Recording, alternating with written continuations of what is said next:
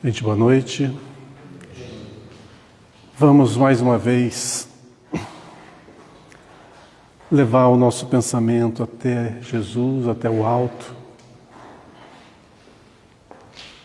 para que nós tenhamos uma noite muito proveitosa. Que os temas que nós direcionarmos na noite de hoje possam calar fundo o nosso coração, que a inspiração não nos falte e que possamos sair daqui fortalecidos e revigorados. Que todos os nossos irmãos que essa noite não puderam comparecer recebam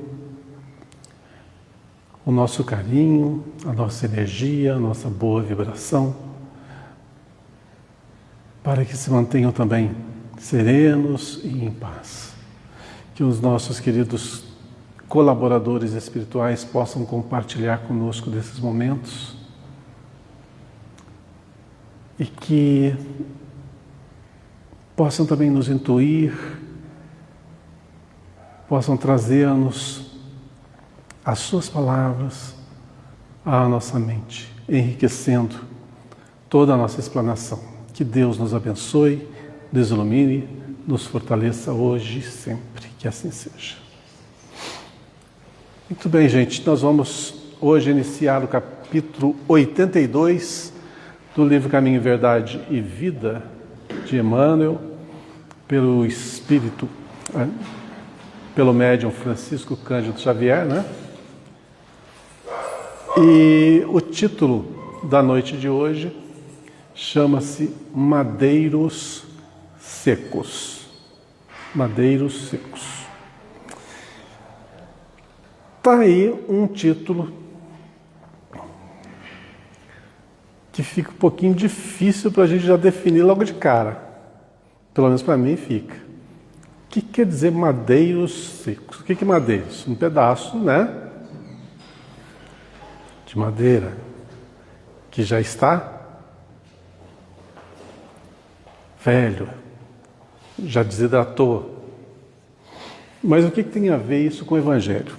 Bom, como eu não ouso adivinhar hoje, vamos ler o texto do Evangelho que está em Lucas, capítulo 23, versículo 31, que é uma fala de Jesus, que diz assim: por quê?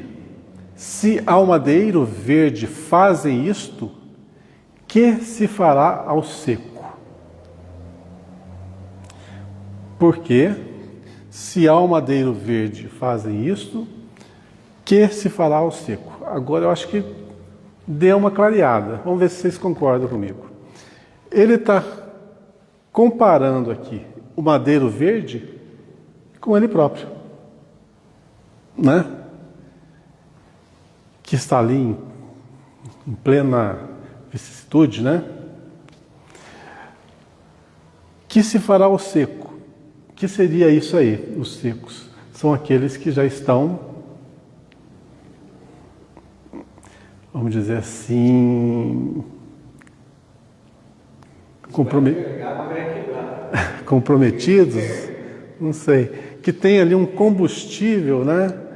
O que seria esse combustível? Os erros, né? Extremamente endividados, não sei, é só uma comparação, é só uma frase que vai trazer um significado oculto ali. Então vamos lá. Hoje eu não vou tentar adivinhar, vou deixar para a segunda eu tentar adivinhar, essa eu não vou tentar não. Vamos lá direto no texto de Emmanuel. Jesus é a videira eterna, cheia de seiva divina, espalhando ramos fartos, perfumes consoladores e frutos substanciosos entre os homens. E o mundo não lhe ofereceu senão a cruz da flagelação e da morte infamante. Então ele tinha todos esses atributos, bem sabemos. E mesmo com todos os atributos que ele tinha, o seu destino foi a flagelação. Então, se fizeram isso para quem era justo, imagine para os injustos.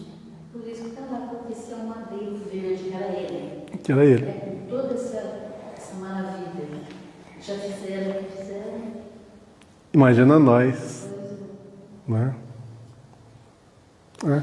Mas eu ainda acredito na misericórdia. A gente vai pagando as nossas dívidas parceladas. Esse negócio de pagar as dívidas tudo de uma vez, eu não sei, não é minha cara, não. Vamos parcelar isso, é perder de vista 60, 80 vezes. E vamos lá. Desde milênios remotos é o Salvador, o puro por excelência, que não devemos esperar por nossa vez, criaturas endividadas que nós somos, representando os galhos secos, representando galhos ainda secos na árvore da vida.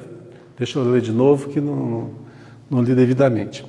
Que não devemos esperar por nossa vez, criaturas endividadas que somos, representando galhos ainda secos na árvore da vida. Se a Jesus foi feito o que foi feito, imagina nós. Isso é para pôr medo, né? Mas eu acho que no fundo, é só uma advertência. É um alerta. Porque eu não vejo o Evangelho como aquela coisa autoritária, que impõe, né? Você faz isso, senão vai acontecer isso. Não, o Evangelho apenas expõe, nos dá a liberdade de escolha, mas nos mostra, né, quais são os caminhos corretos e quais os caminhos, e se formos por os caminhos errados, o que pode nos suceder, né? Mas não para amedrontar, e sim para orientar. Se a gente recuasse lá na época medieval, aí a história era diferente, né? Nem precisa recuar tanto tempo, recuar aí um século. Apenas a igreja era muito incisiva, né? Até não precisa nem recuar tanto, na minha época de infância, falava-se abertamente, claramente, que se você fosse bom, ia para o céu. Seguisse as orientações da igreja, ia para o céu. Mas se fizesse as coisas erradas, era inferno. Eu, quando criança, ouvia isso. E isso, para mim, era muito amedrontador. Eu já sou um pouco medroso, por natureza. Imagina uma criança que ouve coisas desse tipo. Eu tinha muito medo, muito medo. Essa figura que se criava, né, diabólica, né, chegava à noite, chegava às 7 horas da noite, me dava pavor. Não ficava sozinho em casa de jeito nenhum. Tinha que ter alguém sempre do meu lado. E para dormir, sozinho? De jeito nenhum. Por que tudo isso? Por dois fatores. Primeiro que, na época, eu já era uma criança que tinha uma certa mediunidade, então eu já tinha alguns pressentimentos, já sentia algumas coisas. Mas criança não sabe disso, né? Então eu já tinha uns medos ali intrínsecos. Mas você ouve algo desse tipo, aí, criança é pura imaginação. E, para minha sorte ou meu azar, eu era ainda o caçula, quer dizer, o caçula é aquele que menos sabe, né, da turma, e os outros, logicamente, falam de assuntos mais além do conhecimento, né, da nossa interpretação. Então você fica ouvindo certas coisas, aí você superdimensiona coisas que eram faladas sobre principalmente a questão, nós estamos falando de questão de igreja, né, questão de religião, essas figuras infernais, de toda sorte. Isso causava um grande pavor. Inibia, se via de inibição? Acho que para alguns sim, mas para aqueles que são um pouco mais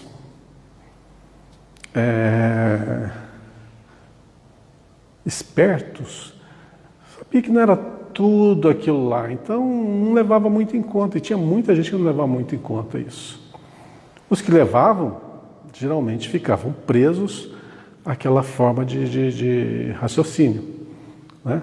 Agora os que não levavam faziam as coisas como nos dias de hoje ainda tem, né? Pessoas que não têm limites, não têm freios. Mesmo que você falando que se você faz tal coisa, pode acontecer tal coisa contigo, como a doutrina expõe, não estão nem aí. Bom,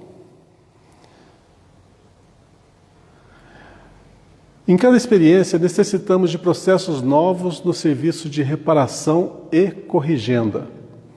Somos madeiros sem vida própria que as paixões humanas inutilizaram em sua fúria destruidora. Espera aí, vamos ler de novo que está falando muita informação aqui em pouco espaço, né? Vou começar de novo ali desde os milênios, tá? Desde milênios remotos é o Salvador, o puro por excelência. É o elemento que nós estamos comparando ali, né? Que não devemos esperar por nossa vez, criaturas endividadas que somos, representando galhos ainda secos na árvore da vida. Em cada experiência, necessitamos de processos novos no serviço de reparação e corrigenda. Ou seja, nós temos muito a ser burilado, muito a aprender. E à medida que vamos evoluindo, uma coisa que servia-nos lá no passado não serve hoje. Por exemplo, o exemplo que eu acabei de citar. Na época medieval, se refreava a população pelo medo. Por quê? Eram extremamente indisciplinados. O medo servia ali como uma ferramenta para que a balbúrdia não se estabelecesse, né? Então, funcionava naquela ocasião, funcionava. Só que o tempo vai passando, a gente vai aprimorando e a gente já vê que já não era tudo aquilo. Então, para nós agora serve uma outra ferramenta. Então, isso que você falou do medo, como você mesmo disse, né, que não é tão longe assim, porque ainda tem. Na minha época de infância, a gente tinha medo. Eu não imagino como uma criança vai fazer de tão errado, ter medo de se confessar. Eu tinha medo de ir me confessar, porque tinha que confessar para eu tomar a comunhão. Então, o que eu falava para o padre? Eu respondi para minha mãe, eu respondi para meu pai. O que a criança vai falar é isso mesmo. Eu faltei aula, eu briguei com a minha irmã. Não é? Mas era aquilo. Cuidado, que você faz o que Deus está vendo.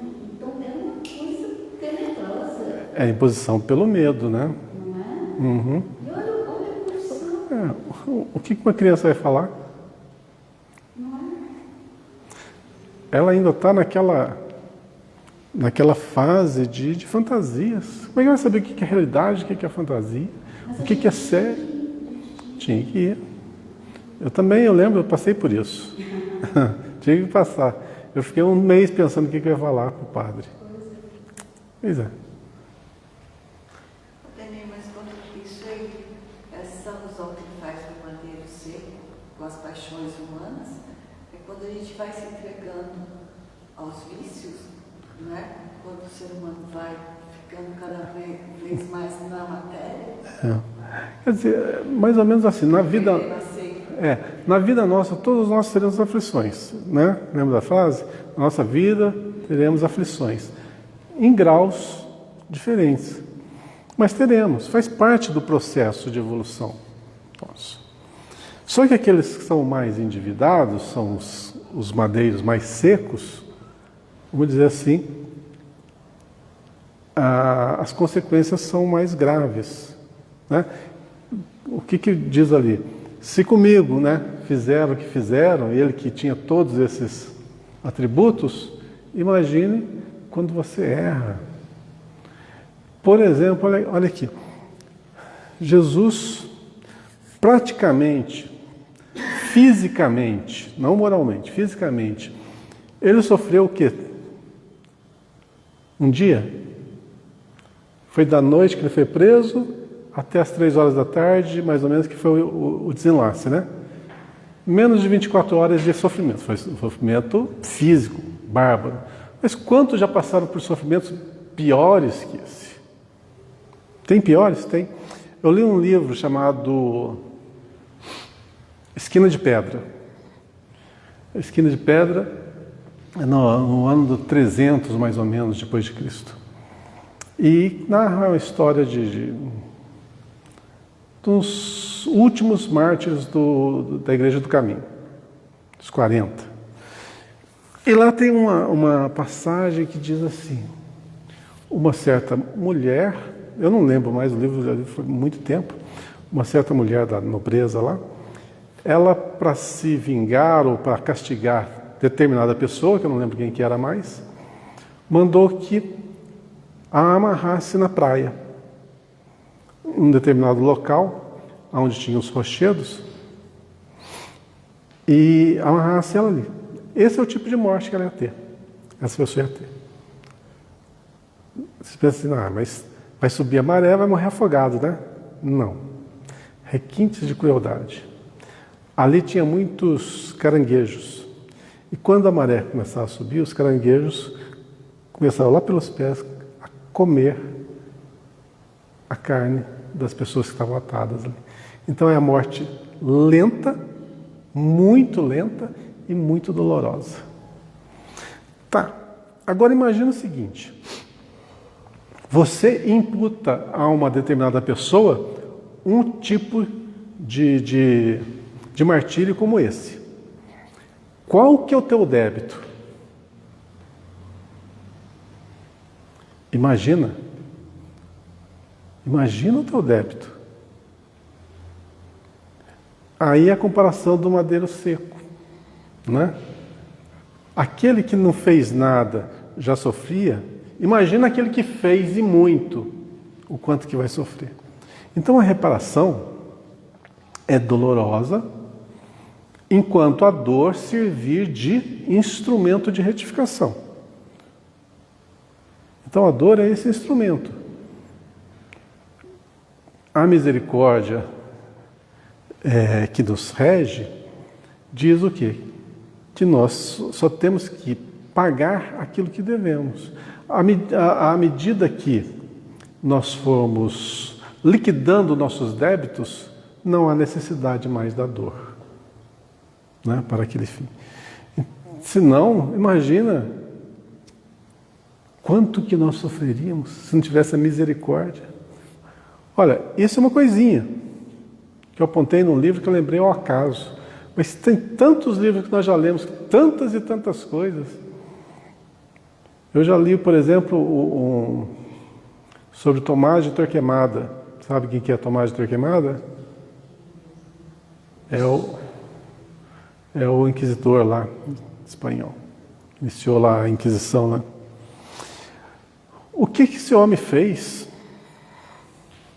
Imagina o débito que ele adquiriu. Ele é retratado num livro do Dr. Inácio Ferreira, depois desencarnado,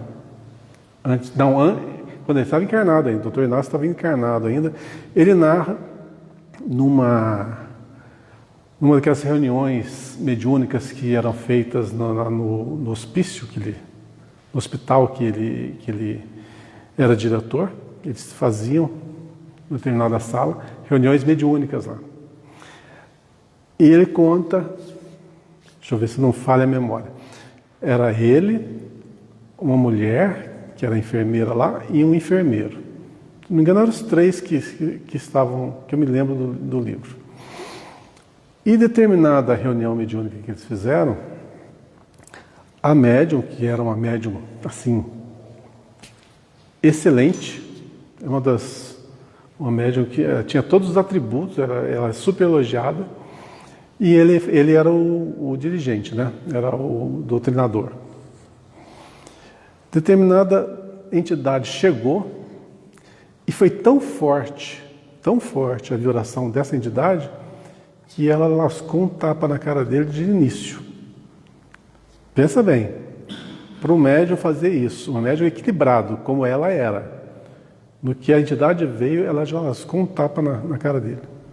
Fora outras coisas que está descrita no livro lá, que não vou adentrar nesse mistério. Bom, passa-se um pouco do desenrolar das conversas mediúnicas, né? Quem que era essa entidade, depois fica sabendo? Tomás de Torquemada. Vejam, aquele inquisitor lá, de séculos atrás, veio manifestar-se numa reunião mediúnica lá no hospício em que cidade que é mesmo do Dr. Inácio? Esqueci. Lá perto do Chico, lá. Onde? Não sei se é Uberaba. É Uberaba, é Uberaba. Isso mesmo.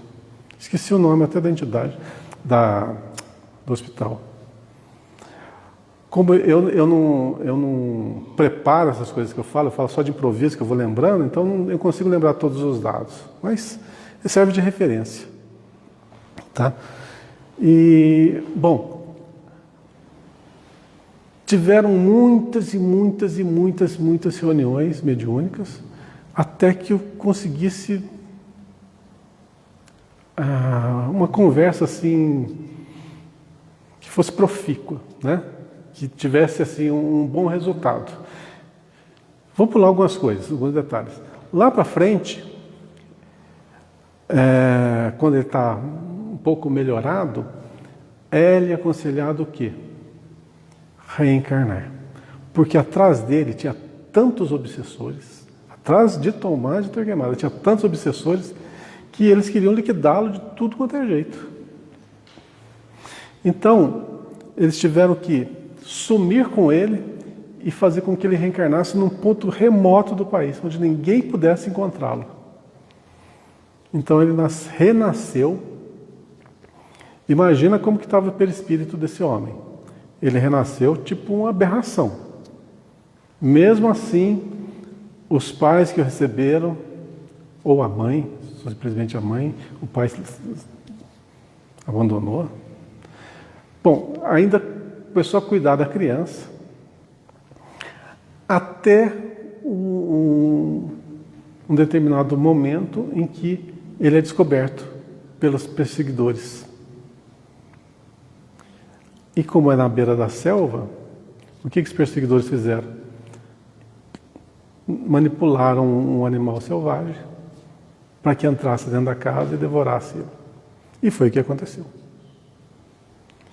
Então veja que quanto mais se faz de coisa errada, mais débitos tenebrosos a pessoa vai ter.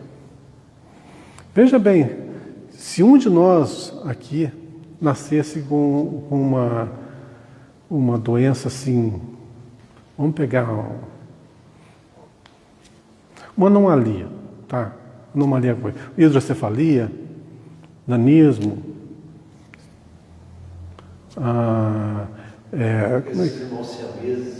isso, alguma coisa assim bem, a gente pensa, puxa vida, para que tanto sofrimento, olha que coisa, o que você fez para merecer isso? É justamente o resultado dos atos. Ali, nessa situação, não está a punição, está o remédio, está a cura. Porque se não tivesse,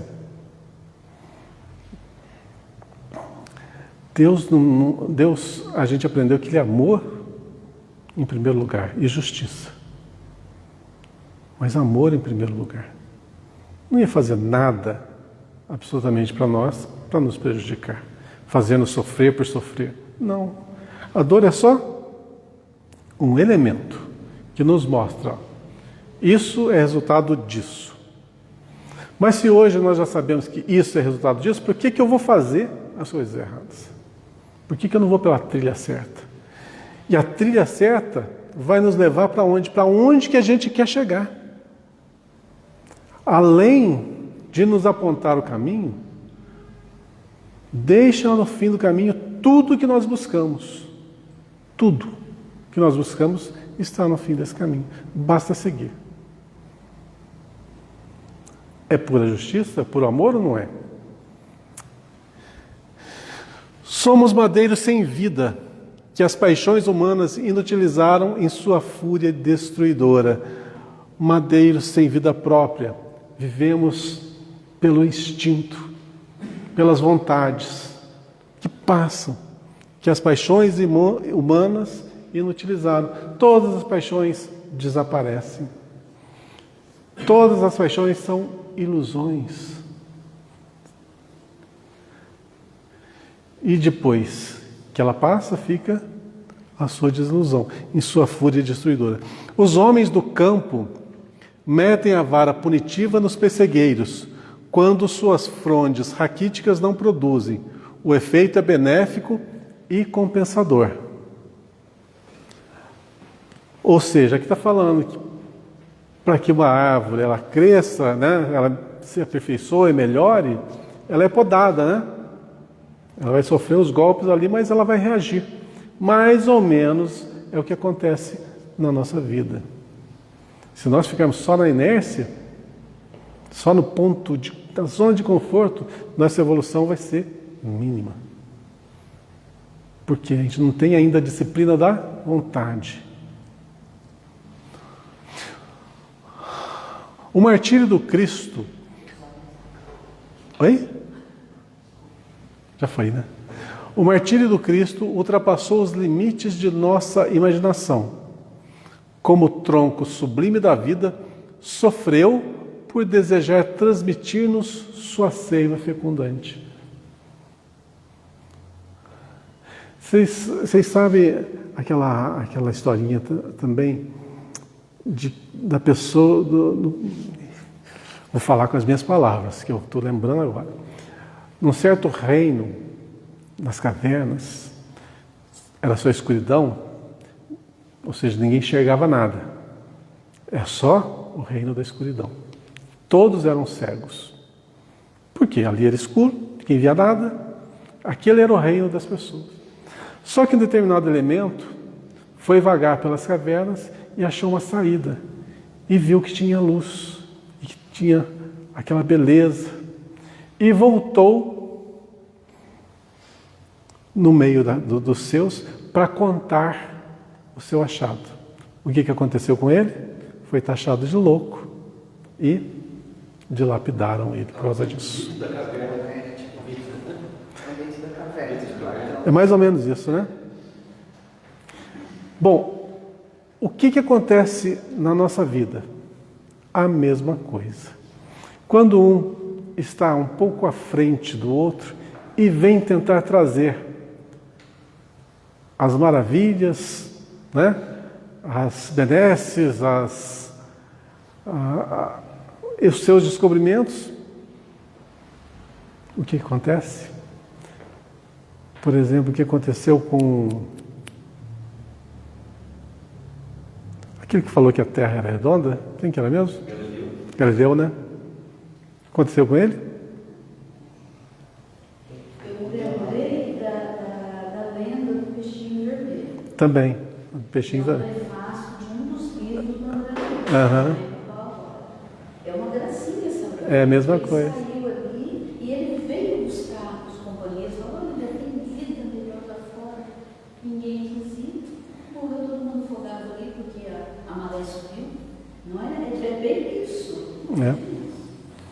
Então, se a gente ficar estagnado, se a gente ficar parado, o mundo vai fazer com que a gente movimente.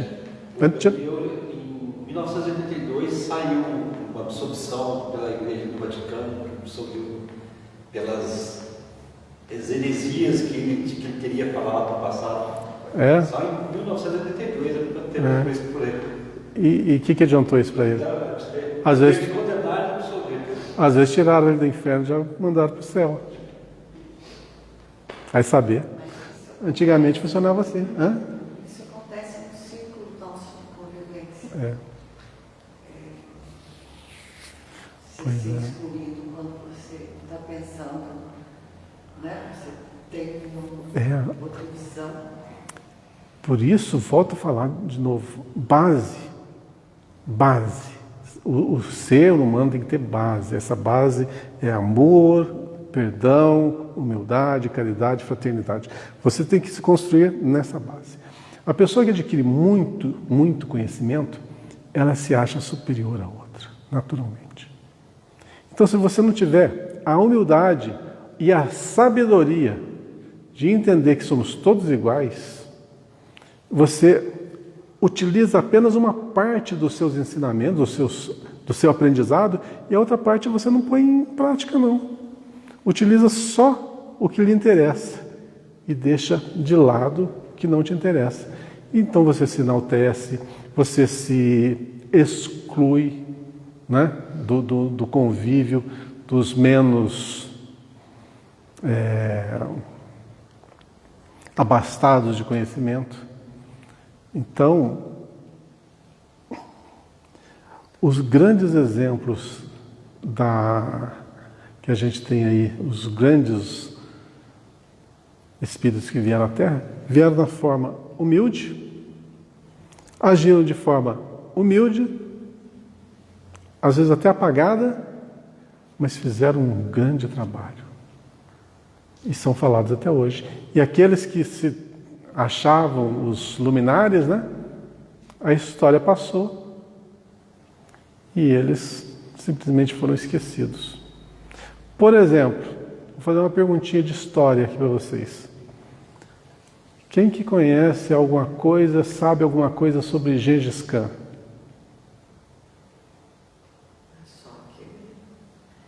Gengis Khan, ele era um conquistador de terras que ele chegava e dava oportunidade para os seus conquistados, falava assim, vocês me aderem, eu não vou dizimar vocês. Ele era um guerreiro, um bárbaro. Um bárbaro. Tá. E tinha lá um nome lá que chamava Tristão, que era um cargo lá, como se fosse um guerreiro deles também. Assim, isso pelo pouco que eu ouvi falar. Pois é. Na história ficou a cunha do quê? De um assassino. É um bárbaro, de um assassino. Porque o que ele fez foi dizimar, né? Dizimar. Olha o que a história retratou. Agora, Francisco de Assis. O que Francisco de Assis escreveu? Nada.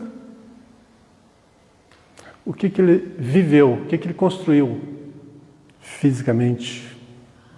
Nada. Mas olha o legado que ele deixou para a humanidade. Incomensurável. O que ele fez? Ele despiu-se de todo conforto, de toda luxúria. Esse pessoal, desde o Sócrates, Jesus, o Francisco de Assis, eles não deixaram nada escrito. Tiveram os historiadores dele, né? Uhum. Adão, Sócrates, Sim. os evangelistas de Jesus, mas pela atitude, como você acabou de falar, pelo que eles fizeram, exatamente como o que eles fizeram, que eles colocaram em prática na parte social, amor, que é aquilo que Jesus pregou. Exemplificaram. E tiveram ainda o cuidado de não escrever nada. Jesus escreveu alguma coisa? Não. João escreveu alguma coisa? Não. Vamos pegar outros aí, que a gente possa lembrar. Madre Teresa. Tem algum escrito dela? Não. Irmã Dulce. Escreveu alguma coisa? Não. Exemplificou. Chico, ele escreveu alguma coisa? Sem seus...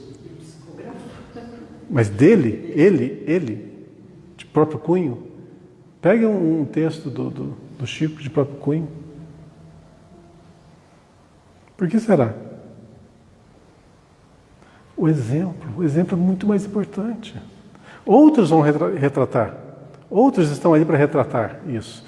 Tiveram aqueles que retrataram o Cristo, o Francisco de Assis, que falaram sobre Gandhi. E todos esses tiveram quem retratasse, porque era importante isso ficar registrado na história. Era importante. Exemplo para toda a humanidade. Mas eles é a vivência. Simplesmente a vivência. Então, se quisermos deixar um legado para o futuro, esquece a pena. mas usa as mãos para trabalhar, né? Fazer algo. Aí sim você vai ser lembrado da posteridade. Agora, que não seja com a alcunha de um Tomás de Torquemada, um Gengis Khan, né? Um Hitler e outros milhares que tem aí que a gente desconhece. Como lenhos ressequidos ao calor do mal, sofremos por necessidade em favor de nós mesmos. Então, sofrimento, que ora a gente acha assim, nossa, como eu sou sofredor, como o mundo é injusto para comigo. Não. Sofrimento pode ser. Você está passando determinada coisa. Pense sempre assim, Deus é justo. Se está acontecendo comigo, é porque tem que ser. É o melhor para mim. Vou tirar o melhor dessa lição para que eu não passe por isso novamente. E aprende com isso. E muda. Modifica. Eu estou começando a estudar para minha palestra sem ser a próxima, a outra ainda, o Evolução em Dois Mundos, do André Luiz. E você sai de um assunto, vai para outro, não tem nada a ver, né? A vida do pessoal fica meio doido aqui. E lá, no comecinho do livro Evolução em Dois Mundos, fala muito sobre isso, sobre quem nós somos, o que nós somos, o porquê as coisas nos acontecem, mas ali contado assim minuciosamente, que aqui, se você ler o livro inteiro, você vai ter uma noção. Aqui não dá para ter nem a noção, mas seria uma excelente leitura, um excelente estudo. E eu sempre aconselho a todos que eu posso orientar a seguir o programa do André Luiz Ruiz no YouTube. Tem todos os livros do André Luiz. Não, todos não falo, mas pelo menos até o 10º, que é o Evolução em Dois Mundos, tem lá, em forma de estudo, capítulo por capítulo, chama O Espírito da Letra. Você pegar o tema do livro, a Ação e Reação, você entra lá, Ação e Reação, o Espírito da Letra. Vai ter todos os capítulos do estudo lá do André Luiz Ruiz. Então, estou preparando a palestra. Como eu já li o livro, né? Eu estou só agora lendo e ouvindo as explicações dele. E juntando com as minhas e dilatando o meu conhecimento.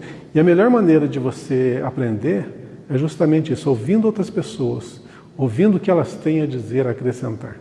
Às vezes a gente lendo, você pega 5% dos detalhes, e você ouvindo alguém falar, já vai para 10%, 15% ou mais, né?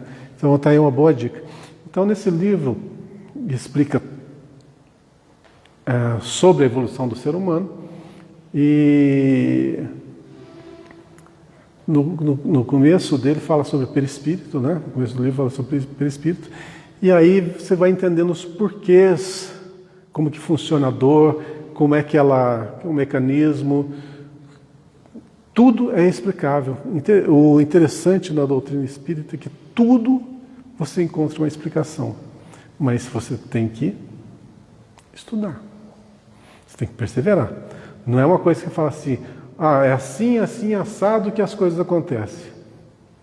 Às vezes tem que ler 1, 2, vários livros, vários conceitos, vários cursos para você ter uma noção pequenininha sobre um determinado assunto. Noção. Não dá para aprofundar tanto. Mas é interessante. Então, o que acontece conosco, a gente vai entender que acontece por leis totalmente naturais. E o que se apresenta no Evolução dos Dois Mundos é justamente isso. Como que se dá o processo? Como que dá o processo de você adoecer, a tua matéria adoecer? Como que está tudo intrínseco, tudo interligado, com uma riqueza de detalhes assim, fora do comum. Por isso que eu aconselho vocês, além de não somente ler o livro, mas assistir, se tiverem à vontade, né? O estudo do André Luiz Ruiz. Chama-se O Espírito da Letra. Tá? O Espírito da Letra, aí você põe o nome do livro que você quer ver. No caso aqui que eu estou falando, Evolução em Dois Mundos. Excelente, todos eles. Eu já peguei desde do nosso lar, um ou outro, só que eu não estudei com André Luiz, mas todos eles me preparei por ali. E vale a pena. Vale a pena mesmo. Inclusive ontem assisti um capítulo.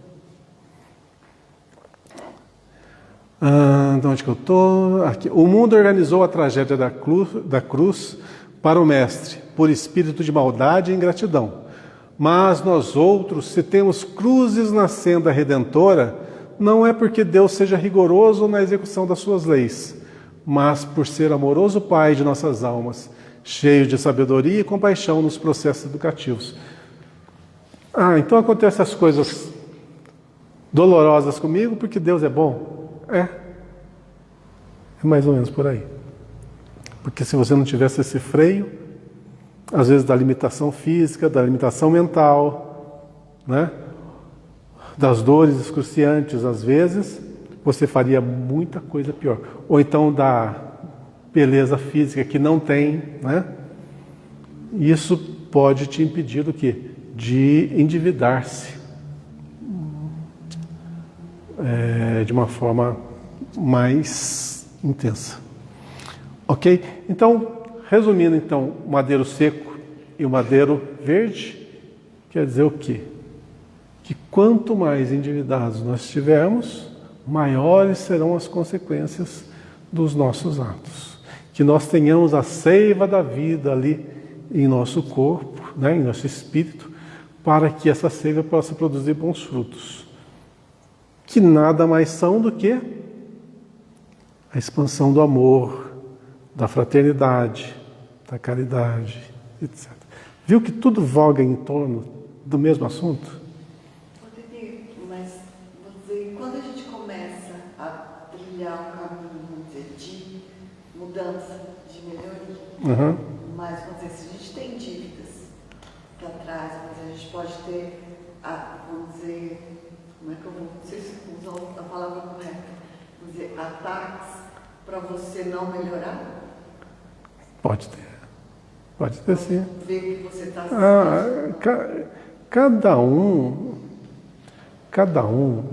Lenise, é um universo diferente do outro. Então, se você tem, por exemplo, algumas pessoas que você fez um malzinho lá atrás e elas se tornaram suas obsessoras e querem te fustigar, logicamente, quando elas veem que você está para o caminho correto, vão tentar te demover dessa intenção. Então, você pode ser obsediado, pode ser influenciado para largar a mão de trilhar o caminho do bem? Pode. Mas por que isso acontece? Prova. Simplesmente prova. Você não mudou? É muito fácil se livrar dessa influenciação. Qual que é? Sintonia. Né? Basta você mudar a frequência dos seus pensamentos, dos seus atos, das suas palavras, que não sintoniza. São espíritos, certo? Eles podem estar num grau de sintonia desse aqui. Você está aqui, vai te atingir? Não vai, a menos que a sua sintonia baixe. Se abaixar, ficar na mesma faixa vibratória, aí você pode ser obsediado. Se não fosse assim, todos nós estaríamos inseguros na nossa vida, porque estamos passando daqui para lá numa multidão de espíritos que convivem assim simultaneamente conosco. Os mundos se intercalam. E aí? Aí você vai sintonizar com todos eles? Não. O seu padrão. Por exemplo, eu estou afim hoje de encher a cara. Quero tomar todos, quero ir num barzinho, desses bem fuleiro mesmo, comer um torremo, tomar uma cachaça e seja o que Deus quiser. Muito bem. Qual que é o meu padrão vibratório? Na hora que eu chegar em determinado local, vai ter uma multidão me abraçando. Por quê? Eu sintonizei naquela faixa. É o que eu quis. Agora, se eu venho para a casa espírita, aqui, tá? Eu quero o quê? Eu quero aprender, eu quero ouvir, eu quero modificar, eu quero me assegurar mais dos meus passos, me conhecer melhor. Eu quero fazer tudo que é correto. E chego aqui, numa reunião aberta, e tem tanto de pessoas desequilibradas, com seus irmãozinhos obsessores ali, né, juntos. Você vai sentir a influência deles? Se você está em outro patamar? Não. Não vai te atingir aquilo. Mas se você vier meio desequilibrado para o centro e tiver ali o mesmo cenário, algumas pessoas com seus obsessores, aí você chega perto de um, já dá aquele arrepio em você, né? Assim, isso aí está carregado. Não é que está carregado. Vocês estão na mesma faixa de sintonia. Então, aquelas pessoas que abrem a sua percepção assim tão agudamente, pode ver que está na mesma faixa daquela que acha que está obsediada ou que está necessitada. É diferente. Aí entra naquela história que nós conversamos no começo, mas depois a gente complementa, né? Muito bem, vamos para o próximo? Vocês viram que de um madeiro seco, né? Olha quanta coisa que nós falamos, que não tem nada a ver com madeiro seco, mas tem tudo a ver com a nossa vida. Na realidade é só uma passagenzinha que retrata o nosso cotidiano. Aliás, tudo aqui é inerente ao nosso cotidiano. Olha só o próximo, aflições. Tem a ver com madeiro seco? Tem. As aflições vêm a partir de onde? Dos nossos enganos, dos nossos erros. Vêm as aflições. E quem não tem aflições nesse mundo? Na vida tereis aflições, né? Mas tem de bom ânimo. Eu venci o mundo. Faz parte. Quem veio para a Terra aqui, nasceu esperando uma colônia de férias, tem muita gente que vive na ilusão. Isso é fato. Tem muita gente que vive numa ilusão, só que um dia acorda. Né? Um dia essa ilusão acaba. Mas não vamos para esse lado, não. Vamos para esse lado aqui. Isso está na primeira epístola de Pedro, capítulo 4, versículo 13. Mas alegrai-vos no fato de serdes participantes das aflições do Cristo. Aí já é outra coisa, né? Aí já mudou o patamar, né? Alegrai-vos no fato de serdes participantes das aflições do Cristo. Tá. Quais que eram as aflições do Cristo?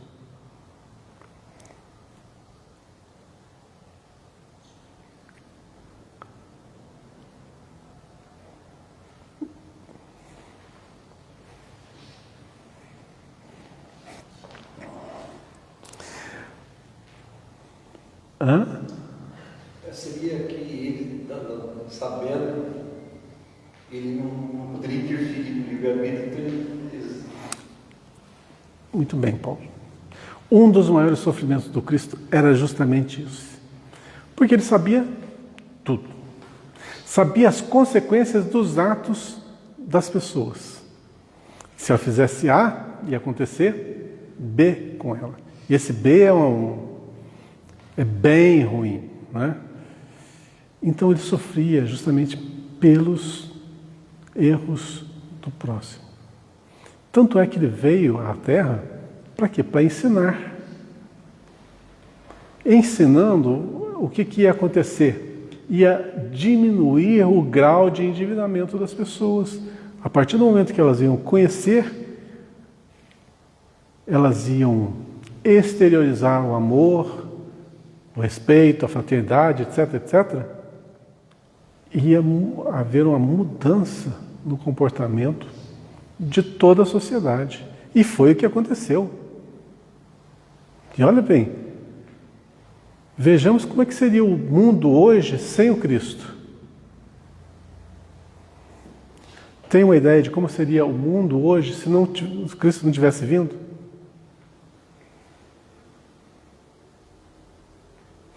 E mesmo para aqueles povos que não têm a visão do Cristo que nós temos, né? Ou às vezes até não o conhecem, Jesus mandou a esses povos os seus emissários. Então teve lá os seus profetas, teve lá os seus mártires, teve aqueles que ajudaram na evolução espiritual daqueles povos. Sempre, em todos os povos tiveram. Então, mesmo aqueles que não aceitam Cristo, não entendem, não conhecem, ainda tiveram ali a misericórdia dele. Então, qual seria a sua aflição? Quer ver uma aflição bem legal? Faz de conta que nós vamos sair daqui agora e nós vamos atender aquele pessoal que está na Cracolândia, Pouso Alegrense. Agora. E nós vamos tentar levar um pouco de alento para eles. Vamos tentar modificar a vida deles. Primeiro, na questão higiênica. Segundo, na questão educacional. Na sua segurança alimentar. Na sua habitação. Né? E vamos tentar colocá-los num patamar que a gente acha confortável para um ser humano. Vamos sair daqui agora e vamos lá. O que nós vamos conseguir?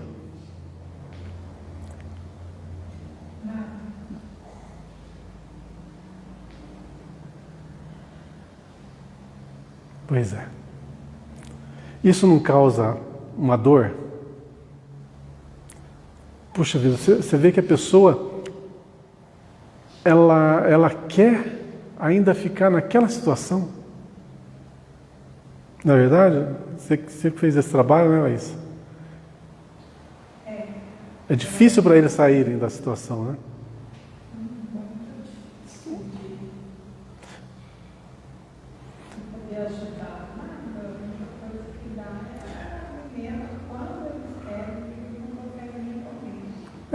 A questão que nós estamos abordando aqui é a questão do vício, né? Vício químico, né? Mas existe um outro tipo de vício, que é o vício mental nosso. A gente quer estar em determinada situação. Vou tirar então o vício químico, tá? O vício mental. Tem pessoas, e como tem, que adoram o quê? Libertinagens. Trabalham, têm uma vida social, têm... Às vezes, aparentemente, são aquelas pessoas ilibadas, mas no fundo, dão as suas escapadas. Esse é um vício de comportamento que muitos têm. Muitos mesmo.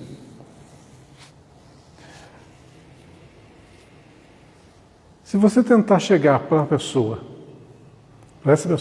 e tentar demovê-la desse vício, dificilmente vai conseguir. Você pode apontar, pode conversar, pode mostrar, mas a maioria vai falar assim: ah, você é bobo. Eu que sei da minha vida. É coisas que vai se ouvir. Agora, pensa na época do Cristo. O conflito enorme que teve com as ideias dele. Você pegar pessoas, por exemplo, do Império Romano, da corte lá, né? que se achavam semideuses e que o resto era escravo, era para ser o quê? Simplesmente para servir. E quando não servia era descartado. Eles achavam que os escravos não tinham alma, né? Isso mesmo, não tinham alma. Eram como animais. E isso, estou me reportando, é época de Roma, mas não. Em 1800 ainda se tinha esse tipo de pensamento. Na época da escravidão aqui no Brasil, ainda se pensava assim. E por apoiado até por alguns segmentos da igreja, de que, no caso, aqui a escravidão é com os negros, né? Que os negros não tinham alma. Então podia-se fazer deles o que quisesse. É uma desculpinha, né? Uma desculpinha para fazer o que bem quisesse. Bom, veja bem o grau de ignorância do povo. Retratando a época do Cristo, retratando uma época mais próxima da nossa. Você pode pegar na Idade Média, por exemplo, que os crimes foram assim cometidos em maior proporção.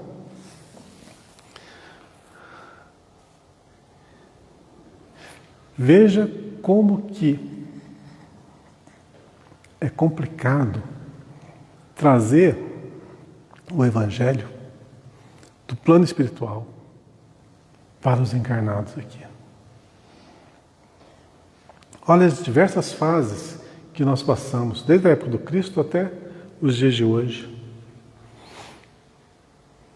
Ainda é compreendido? Às vezes você vai falar com pessoas da tua própria religião, seja a doutrina espírita, seja católicos, ou seja protestantes, e você vai falar sobre o Cristo e você é taxado de bobo. Por quê? As pessoas ainda têm o costume de pegar da doutrina só o que interessa. O resto deixa de fora. Aqui estão meus vícios, aqui estão meus erros, deixa eles quietinho aqui. Vou pegar só o que me interessa da doutrina. A grande esmagadora maioria fazem isso. Pois é, imagine como que é difícil levar o Evangelho às pessoas. Se não fosse a dor. Porque a dor é aquela que nivela. Porque quando as pessoas estão na sua zona de conforto, falar de religião, sendo que ela não quer, é como pegar um viciado em crack e falar, vamos sair dessa vida que tem uma vida muito melhor lá fora. Não vai querer. Aí chega a hora que a dor vem. Vamos lá.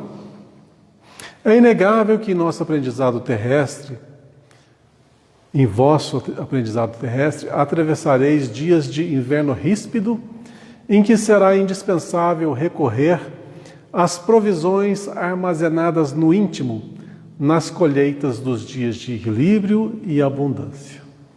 Ou seja, mesmo que a gente faça tudo certinho, tudo bonitinho, nos conformes, vão ter dias de inverno ríspido.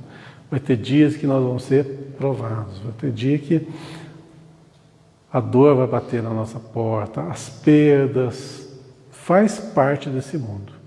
Então que saibamos, quando isso acontecer, ter em nosso íntimo armazenado as colheitas dos dias de equilíbrio e abundância, ou seja, ter ali todo aquele alento que vamos necessitar para superar as fases difíceis. E um deles é a fé. A fé é que tudo vai passar. E o interessante dos momentos ruins, eu acho que todo mundo já passou um momento ruim na vida, né? Quem já passou um momento ruim na vida, a primeira coisa que pensa é o seguinte, esse negócio nunca vai passar. Não é verdade? Quando você está passando uma fase ruim, fala, nossa, essa fase não passa, as coisas não mudam, e você perde mais ou menos um pouco assim a fé. Aquela certeza de que as coisas vão mudar. Mas mudam. Tudo passa. Tudo, absolutamente tudo passa. Então, os dias de desequilíbrio vão passar? Vão. Os dias de dor vão passar? Vão. Tudo vai passar. Que faz parte do nosso aprendizado. Tanto o ter quanto o não ter. Tanto a saúde quanto a doença. Tá. Uma pergunta filosófica. Entre a saúde e a doença, qual que ensina mais?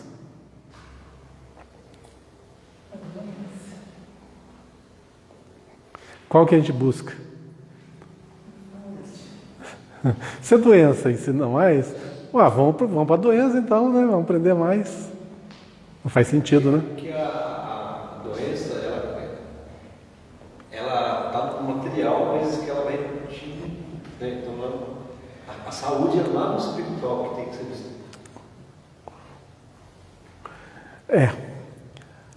A dor física é o despertamento da mente, né? Na realidade é isso mesmo. Toda a doença ela inicia-se no processo mental nosso. E uma coisa que está bem discriminada nessa evolução em dois mundos que eu falei. Muito bem explicado como que isso acontece detalhe por detalhe. Vale a pena dar uma conferida. Estou fazendo merchandise lá para o André Luiz Ruiz, né? Depois eu pedi um check-in para ele.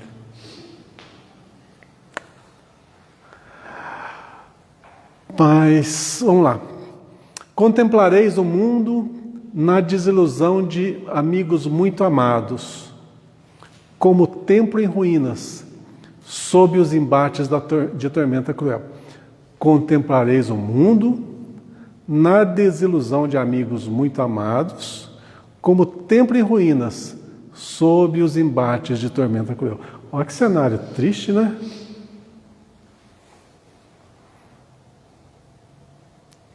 Mas quem já passou por momentos delicados, difíceis, muito difíceis, realmente é como se fosse um desmoronar, né? Um mundo desmoronando. Um mundo desmoronando que você não consegue ver à frente. Só vê aquele momento, aquela ruína, aquelas dificuldades. Por isso, a importância da fraternidade. Aqueles que estão passando por duras provas, esteja junto. Ajude. Se não puder ajudar de uma forma, seja um amigo leal, sincero, nos momentos de adversidade. Isso faz a maior diferença. Não tem coisa pior do que você passar momentos de agonia, de aflição, sozinhos. Esquecidos, às vezes, dos seus parentes, dos seus amigos, seus mais íntimos. Né? As esperanças feneceram distantes. Os sonhos permanecem pisados pelos ingratos. Os afeiçoados desapareceram, uns pela indiferença, outros porque preferiram a integração no quadro dos interesses fugitivos do plano material. Isso aqui está bem retratado o que acontece na vida da grande maioria. Enquanto está tudo bem, você é o melhor amigo, o melhor trabalhador, o mais inteligente, aquele que vai ser mais procurado. Não vai lhe faltar companhia. Não vai lhe faltar elogios. Não vai lhe faltar bajulação. Desde que você esteja no patamar, assim, de destaque. Não estou falando nem de riqueza financeira, não. Pode ser uma estabilidade emocional, familiar, social. Enquanto está tudo bem, você vai ser sempre bons amigos, pessoas à sua volta. Mais ou menos o que acontecia antigamente com aquelas pessoas que eram ricas, né? Tinham seus palacetes, tinham seus escravos, tinham suas terras. Aí chegava era festa, convidado para festas, para tudo, né? Uma bajulação danada. Mas daí começava a aparecer o quê? Na sua pele aquelas manchas violáceas, que vai se desenvolvendo, vai se tornando feridas purulentas e desencadeia numa lepra. O que acontece com essa pessoa? Tudo que ela era não valeu absolutamente nada. Ela simplesmente é descartada. Ela é descartada, levada para o Vale dos Leprosos, ou para um manicômio. Como é que chama, meu? Não é manicômio nem hospício, era um leprosário. Para um leprosário, e lá esquecido completamente. Então, tudo aquilo que ele era desapareceu. Quer dizer, era uma ilusão. Era algo inexistente. O que realmente ficou?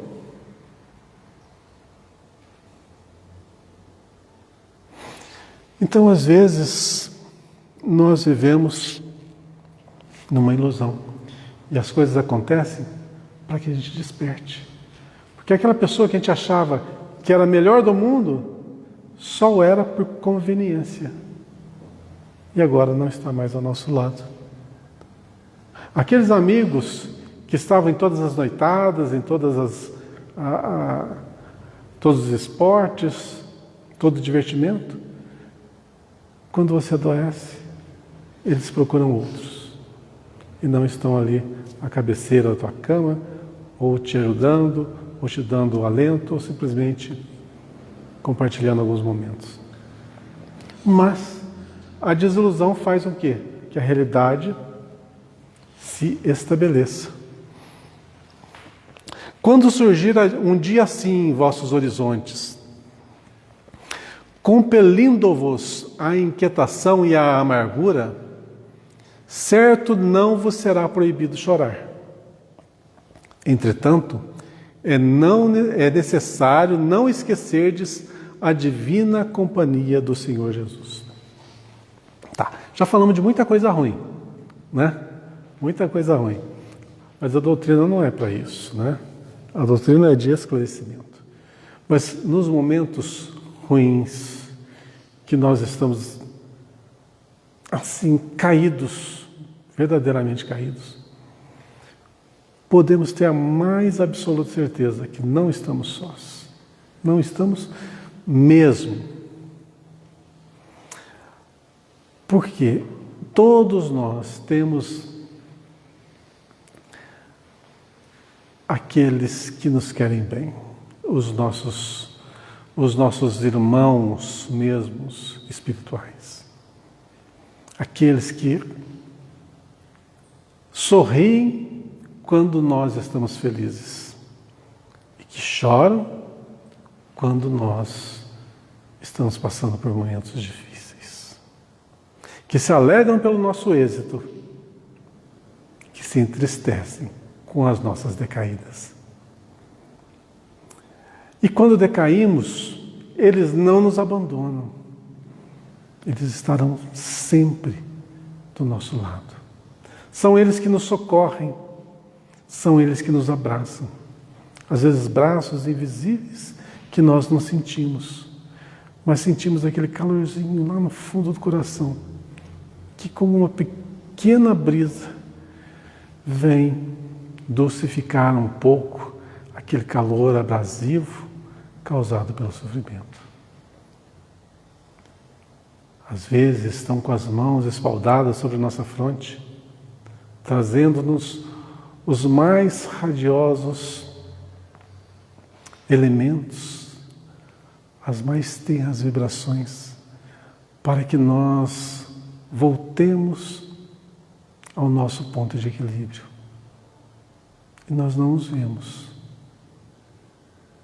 Mas mesmo que esses irmãos, que esses companheiros não existissem, nós não estaríamos sós, porque teríamos ali, ao nosso lado, nos momentos de maior aflição, a figura do nosso protetor espiritual, do nosso anjo da guarda, que todos nós temos. a nos dar todo o carinho, todo o apoio, toda a força que necessitássemos. Mas mesmo assim, se não tivéssemos ao nosso lado o nosso anjo da guarda, se ele tivesse já abortado dessa missão, esquecido de nós, deixado a gente de lado, a figura do Cristo estaria ali a nos consolar, a compartilhar conosco nos momentos difíceis, nos momentos de solidão, nos momentos de dor. Nós certamente não sentiríamos, mas a sua doce vibração ia soar em nosso espírito e dar-nos alento que nós precisássemos. E se, mesmo assim, nem o Cristo tivesse vindo até mim para me consolar, para me fortalecer, para me colocar de pé, eu não estaria só, porque eu estou em Deus. Ele é o meu Pai. Ele está comigo em todo instante. Eu estou nele e ele está em mim. E ele é todo amor, toda justiça, toda fraternidade. E só quer o meu bem. Então, mesmo nos momentos de maior dor, de maior aflição, de maior agonia, de maior solidão, eu jamais estaria só, porque todos aqueles que me amam estariam e estão junto de mim. Que mais eu preciso ter para seguir adiante? Apenas a fé, confiar, entender que nós não estamos sós, que na nossa jornada vamos passar por períodos conturbados, difíceis, lágrimas vão rolar, mas elas vão apenas irrigar o nosso coração. E nele há de nascer as sementes que estão ali já plantadas, do amor, da abnegação, da fé, do desprendimento, do trabalho, da força. Então, mesmo que tudo esteja contra nós, mesmo que a paisagem seja mais grotesca, mesmo que estejamos cercados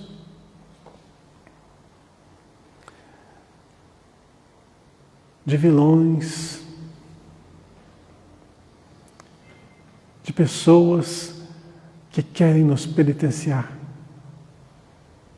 não estaremos sozinhos, porque sempre estará do nosso lado as nossas afeições espirituais. Na vida vamos ter aflições, isso é fato, mas ela só vai concorrer para nosso aperfeiçoamento e para a nossa melhoria, para o nosso fortalecimento. Igual as ramas do pessegueiro que sofrem o açoite das varas, para que posteriormente renasça com maior força. Assim somos nós nas intempéries da vida. Os obstáculos, as perdas, as injúrias, às vezes as difamações, as palavras mal dirigidas a nós, são aquilo que nos fortalecem, que faz com que nós desenvolvamos os nossos potenciais angélicos. Entendimento, discernimento, abnegação, perdão, compreensão. Estamos a todo instante desenvolvendo nossos potenciais. E o mundo, mesmo que adverso, mesmo que sem flores, mesmo que solitário, Ele nos prepara para algo maior. Imagine a gente saindo do deserto árido, as areias escaldantes, o sol extremamente abrasivo, a sede que nos martiriza, excruciante, e encontramos um oásis onde tem a sombra fresca, a água cristalina, os frutos saborosos, e podemos nos refazer. Uma vez refeitos, uma vez novamente com as nossas energias plenas, nossa mente sã, continuamos a marcha no deserto, em busca do nosso aprimoramento. Esse deserto, podemos dizer que é a nossa vida, nos momentos de dificuldade, de aflição. Mas eles passam, e os oásis também chegam na nossa vida.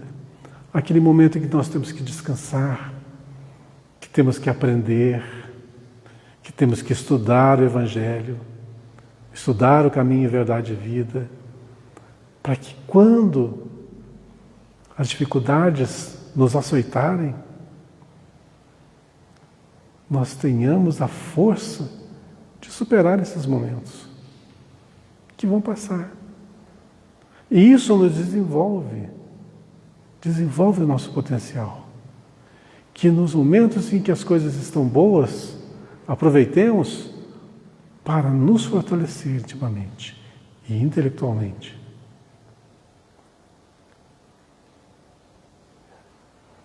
A vida não é simplesmente isso. Descanso e depois estudo, trabalho, sofrimento. Não, isso é uma preparação. Preparação para algo maior que nos aguarda. Vamos dizer que essas são as lições do primário da vida. Um dia chegaremos na faculdade, lá em cima, e haveremos de desenvolver um bom trabalho na casa do Criador. Mas, por enquanto, estamos aprendendo o beabá, a juntar as primeiras letras para entender o significado da vida. Somos ainda analfabetos, tentando ler as leis desse universo. Mas é juntando letra a letra que nós vamos chegar um dia a escrever primorosamente o livro da nossa vida. Quando surgir um dia assim em vossos horizontes, compelindo-vos à inquietação e à amargura, certo não vos será proibido chorar. Entretanto, é necessário não esquecerdes a divina companhia do Senhor Jesus. Então, em todos os momentos de aflição, não nos esqueçamos, não estamos sós. E onde se encontra essa figura de Jesus? Ele vai aparecer na nossa frente? Não. Mas às vezes estará representado ali por um familiar, por um amigo, por um conhecido, ou às vezes até um desconhecido que estará ao nosso lado nos momentos em que mais precisarmos.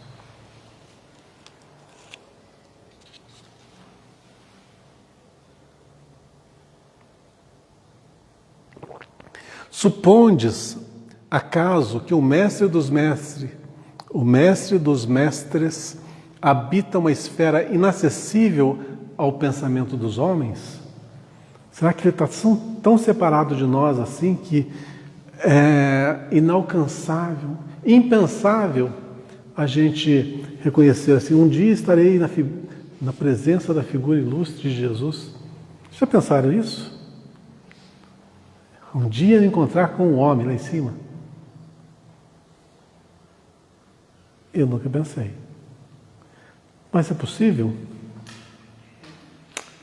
Para isso, a gente tem que ir para lá. E não ele vir para cá. Então é totalmente possível, mas vai demorar um pouquinho.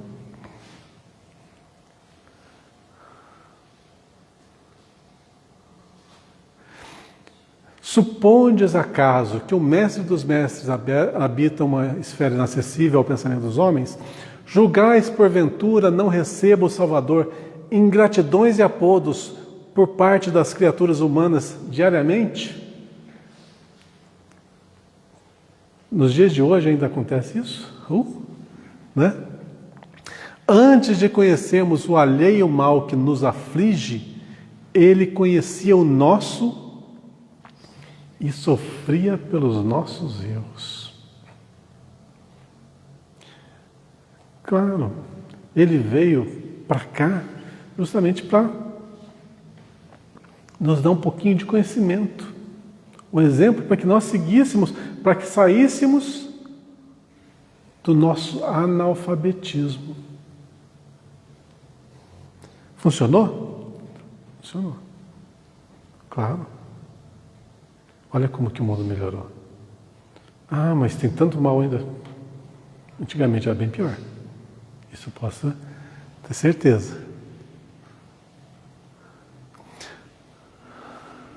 Antes de conhecermos o alheio mal que nos aflige, ele conhecia o nosso e sofria pelos nossos erros.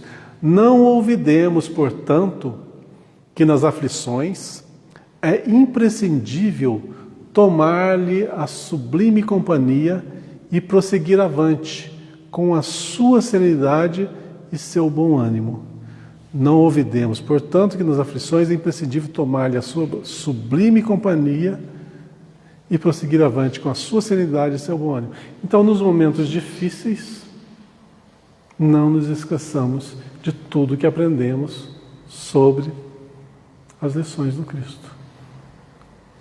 Elas farão a diferença na nossa vida, nos momentos difíceis. Peguem 2 exemplos, 2 pessoas que estão passando pela mesma situação, se tiver como traçar esse parâmetro. Uma pessoa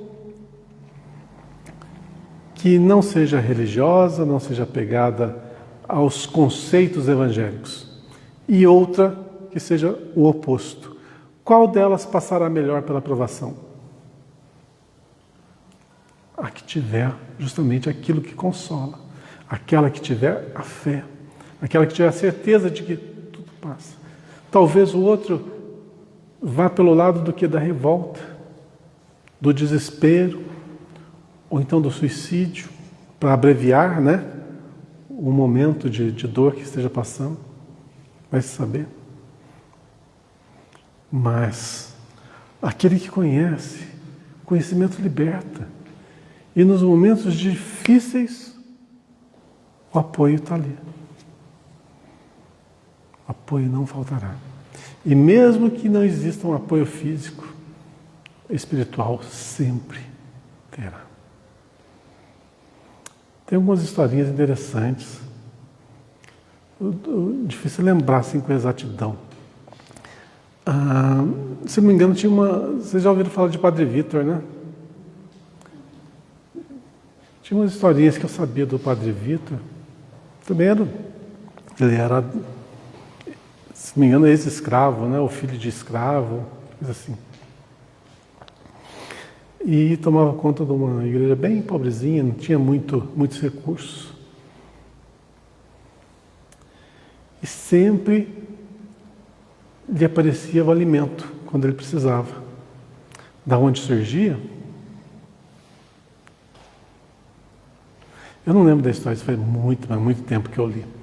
Mas uma das coisas que ficava evidente era que ele sempre aparecia quando ele precisava o alimento para o seu corpo. Nunca lhe faltava. E o trabalho que ele fez naquela época foi, assim, fenomenal. E depois de desencarnado ainda continuou trabalhando e muito, né? E uma das coisas que mais me me chamaram a atenção no livro, um detalhe que não esqueço até hoje. Às vezes chegava uma pessoa lá, levava um prato de comida para ele, né? Lá na sua paróquia. E tinha sempre uma pessoa que aparecia lá e levava. Teve um dia que estava retratado no livro assim, essa pessoa levou um prato, tinha arroz, feijão, angu e torresmo. Eu não esqueço disso, não sei porquê.